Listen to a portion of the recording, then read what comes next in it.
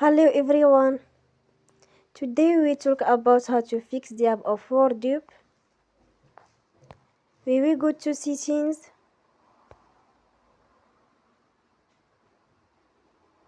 Then we click on apps. After that we will search the app WordUp and we click.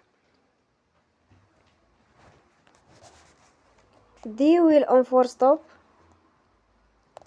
After that we will go to storage. Then we click on clear cache.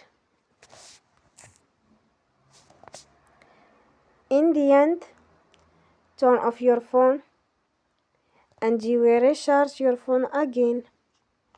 Don't forget to support us by like and subscribe. See you next time and thank you for watching.